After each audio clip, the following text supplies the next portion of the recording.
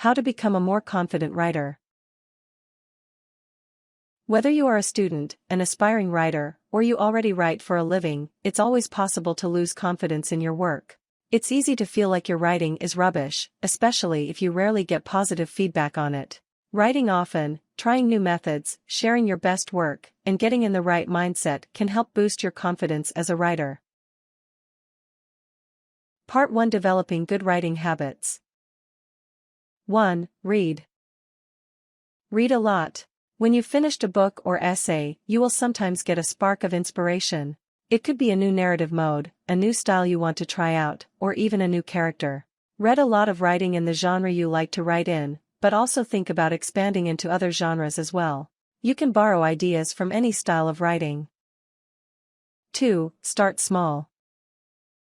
Use small writing prompts to kickstart your creative juices and keep them flowing. You won't sit down and write a novel the first time you try, and you may not even crank out a short story on the first attempt. Start with one-page observations, journal entries, poems, or essays, and slowly build up. Here are a few ideas to get you started. You've been chosen to compete in the Olympics. You are the alligator whisperer, the only person on Earth who can talk to alligators. A mysterious package arrives on your doorstep and leads to unparalleled adventure. You get hit in the head and begin hallucinating. You are an explorer who, unbeknownst to the rest of the world, arrived in the Americas in 1491, just before Columbus' famous voyage. You and your friends have been abandoned in a haunted amusement park. 3. Don't let the perfect be the enemy of the good. At some point, every writer has sat staring at a blank page trying to figure out the perfect phrasing. Instead of wasting your time, get your thought down on paper and come back to it later. 4. Sleep on it. If you have been struggling to perfect a passage or even a sentence, leave it alone for the day. Come back to it tomorrow. You might be surprised at how easily the words flow after your thoughts have had some time to gel in your brain. 5. Save everything. Even a piece of terrible writing could have a brilliant line or two hidden somewhere in it. Develop a routine of saving each of your drafts, just in case you need to go back and borrow from an earlier draft. You might also find that something you wrote on one topic could be helpful to you as you write about another topic. For example, maybe you wrote an essay about your memories of your first birthday party.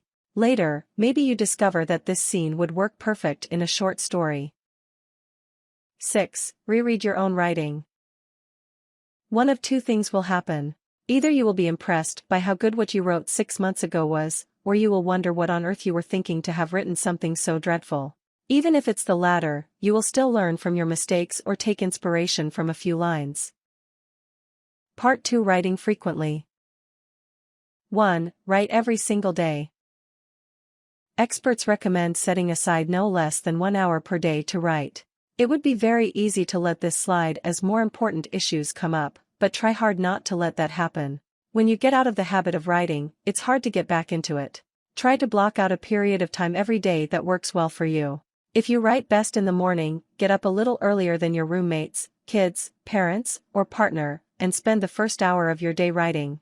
You'll be surprised at how much you can write in a short amount of time this way. Defend this writing time. Don't let yourself make excuses not to write during this time. 2. Set an attainable goal for each day of writing. Keep track of your goals and whether or not you achieve them in a log. Sometimes it's hard to look back and see your progress. Chances are, you have absolutely no idea how much you've written. Keeping a log can help you feel proud of your accomplishments. Some people find that a word or page count, easily tracked in Microsoft Word or Google Docs, works very well for this purpose. Keeping a log alongside other writer friends works well. Google Spreadsheets is great for this purpose. Record your own progress and see how much progress your colleagues make. If this seems overwhelming at first, make your daily goal very small. 1 page is plenty at first. As you build up your endurance, you will be able to write much more every day. 3. Keep a notebook or journal handy. Sometimes a burst of inspiration will occur then as you go along with your day and go home that inspiration may have escaped you. Avoid this by taking a notebook or journal around with you wherever you go. However, don't fall into the trap of only writing when you feel inspired. It's important to write even when you're not excited about it, in order to keep yourself in the habit. 4. Remember that writing requires training. Just as with any other skill that you want to perfect and feel good about, you have to build up your endurance as a writer. Part 3: Trying new writing techniques. 1. Experiment with different styles of writing. If you think of yourself as a fiction writer, take a step outside of your comfort zone occasionally, and write an op-ed or a nonfiction essay. You may learn new techniques by trying a new style, or you may find a new way of writing that you prefer. 2. Try following a writing formula. Writing is both art and science. There is plenty of room to be creative, but there are loose rules for how to structure some types of writing. If you're stuck or feeling unsure, try looking at a formula. For example, a 5-paragraph essay formula often looks something like this, and you can expand it to apply to other types of nonfiction essays. Intro with hook and thesis that gives a road map of the paper. Body paragraph 1 with topic sentence and 3-4 pieces of evidence. Body paragraph 2 with topic sentence and 3-4 pieces of evidence. Body paragraph 3 with topic sentence and 3-4 pieces of evidence. Concluding paragraph summing up body paragraphs and restating thesis. Don't try to follow a formula every time you write. You will likely get stuck trying to make your story or essay fit instead of letting it flow naturally. Try this technique when others aren't working. 3. Try a speed writing exercise. Sometimes your thoughts get in the way of writing what you really want to say. You second-guess yourself before you get the words on paper. Speed writing can help you avoid this problem. Spend about 5 minutes pre-writing. Brainstorm if you want. Create an outline if that helps you. Or just sit there and think. Set a 15-minute timer. Write without stopping for the entire 15 minutes. You can use a laptop or a piece of paper. If you get stuck, write down absolutely anything, including, for example, I'm stuck. I'm stuck. I'm stuck. You won't be stuck for long. It's okay to use abbreviations and incomplete sentences when you try exercises like this one. 4. Use dictation. If you find that your thoughts are coming faster than you can type, try recording them and transcribing them later. Most smartphones have dictation capabilities, as do microphone-enabled computers. Apps such as Dragon Dictation and Olympus Dictation work well if you aren't happy with your built-in smartphone dictation. Some websites, such as VoiceBase, offer free transcription. 5. Write the truth. Even if your goal is to write fiction, start by writing observations of the real world. This will not only give you practice with creative phrasing, it will also build your confidence. Try writing about the memory of your favorite birthday to start. Or write the story of the best, or worst, day you've spent in the last month. Part 4: Sharing your writing. 1. Share your work with friends and family. Part of growing your confidence as a writer is about getting compliments.